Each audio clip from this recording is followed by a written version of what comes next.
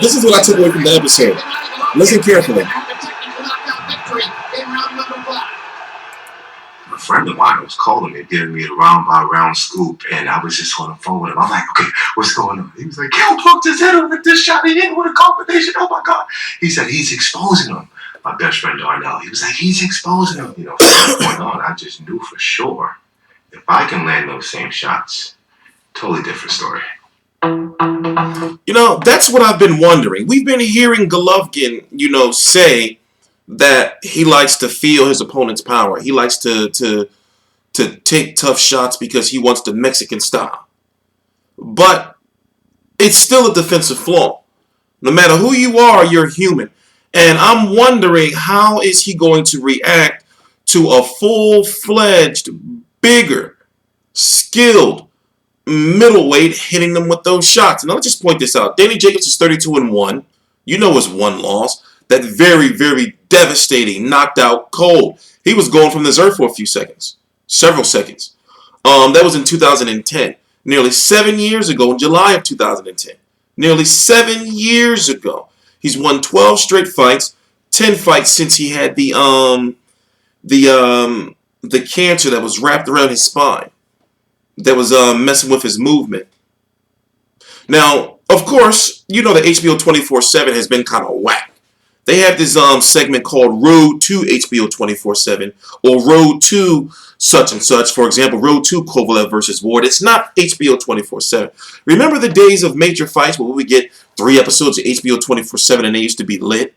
And you can say, well, only the Mayweather ones, but even the Pacquiao ones. You know, Pacquiao versus Marquez 3 and 4 HBO 24/7 was good. But this one, I actually did enjoy, and I'm actually glad that Gennady Golovkin got his English together. Remember that crazy shit he said about Gabriel Rosado parents at the post-fight interview? So the fact that he's really, gotten better at English, don't get me wrong, that should be still sounding crazy sometimes. But the fact that he's making an effort and he's really transitioning into a global star, remember, he can fight in Madison Square Garden and sell that shit out, or come close to sell out, and over in anywhere in LA and come close to selling that shit out. Golovkin is loved. He is a star.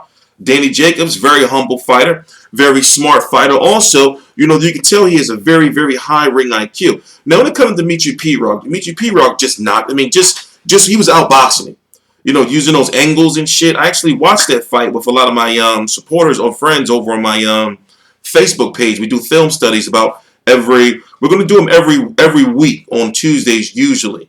But we did a couple film studies and actually watched the fight in detail, fast forward and rewinding. And I'm wondering to myself, even though that was 7 years ago and it was brought to my attention, we don't know how really the cancer situation was affecting him, even though he didn't know about it at the time. Also, he lost his grandmother, and I can personally attest to, that shit will fuck you up.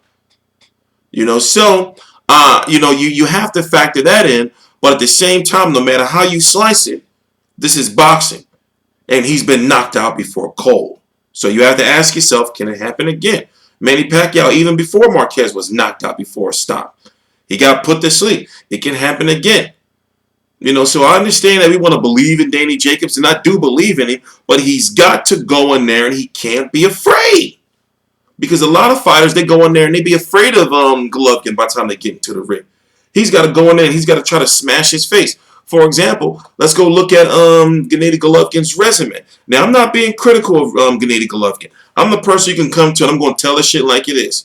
For example, is he better than Kell Brook? Now, Kell Brook is a 147-pounder. That's why you really can't count him. Or at this point in time, he should be 154. But either way, he's not a 160-pounder. And we saw the shots, even though they were few, and even though he got his eye socket broken, we saw the shots that Kell Brook was able to land on Golovkin. So you have to ask yourself, just like Danny Jacobs said, well, what if I was to land those shots? You see what I'm saying?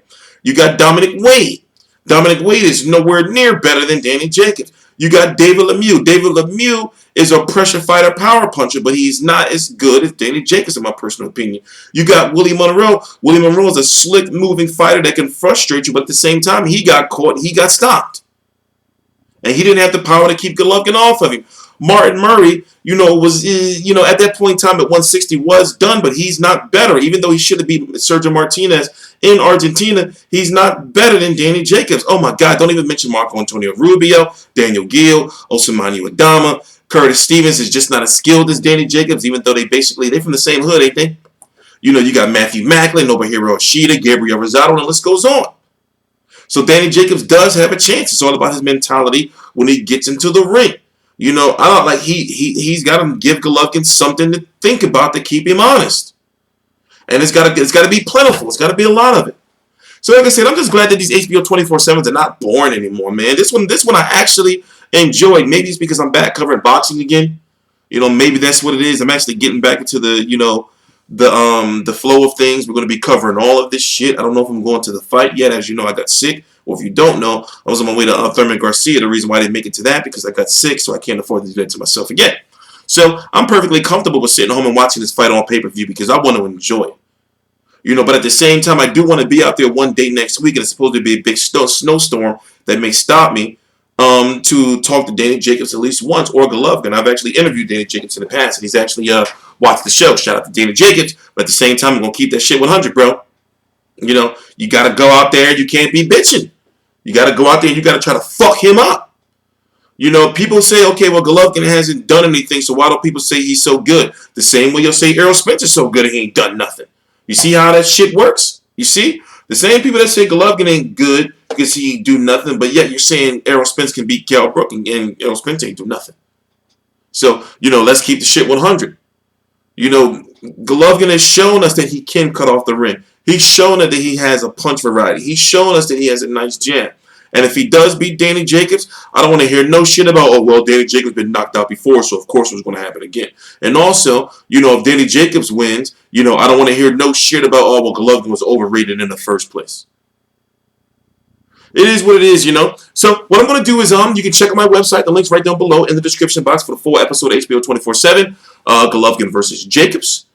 Also, I'm going to post a link. Well, I don't have to post a link in the description box. Just go to the website. You'll see right there. You'll click on it. It'll say HBO 24/7, Golovkin versus Jacobs.